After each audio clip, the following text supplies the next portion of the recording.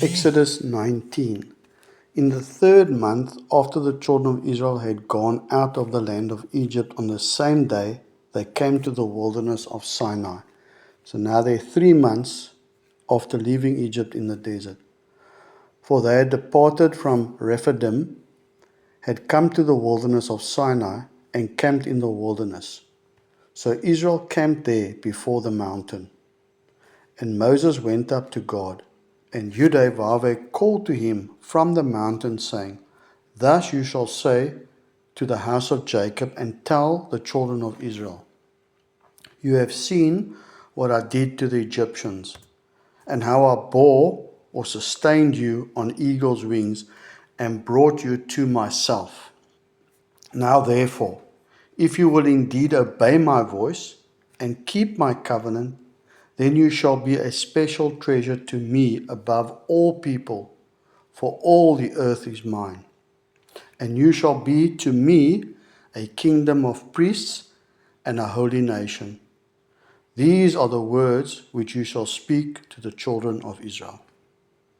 So Moses came and called for the elders of the people, and laid before them all these words which Yudhe commanded him. Then all the people answered together and said, All that Yudhe has spoken we will do. So Moses brought back the words of the people to Yudhe. And Yudhe said to Moses, Behold, I come to you in the thick cloud, that the people may hear when I speak with you, and believe you forever. So Moses told the words of the people to Yudhe. Then Yudhe said to Moses, Go to the people and consecrate them today and tomorrow, and let them wash their clothes, and let them be ready for the 3rd day. For on the 3rd day Yudhe will come down upon Mount Sinai in the sight of all the people. Now you shall set bounds for the people all around, saying, Take heed to yourselves that you do not go up to the mountain or touch its base. Whoever touches the mountain shall surely be put to death. Not a hand shall touch him. In other words, nobody will lay hands on him, but he shall surely be stoned, so they'll throw him with rocks, or he'll be shot with an arrow, whether man or beast. Whoever touches the mountain, whether animal or a person, he shall not live. When the trumpet sounds long, they shall come near the mountain. Verse 14. So Moses went down from the mountain to the people and sanctified the people, and they washed their clothes. And he said to the people, Be ready for the 3rd day, and do not come near your wives. In other words, be celibate for this period.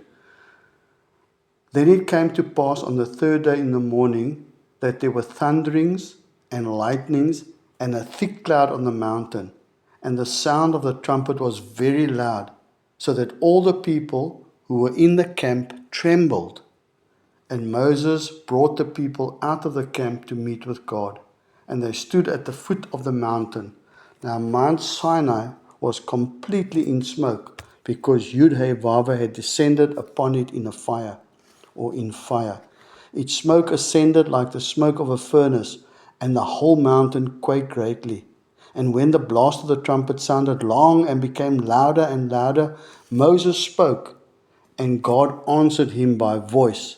Then Yudhe came down upon Mount Sinai on the top of the mountain, and Yudhe called Moses to the top of the mountain, and Moses went up.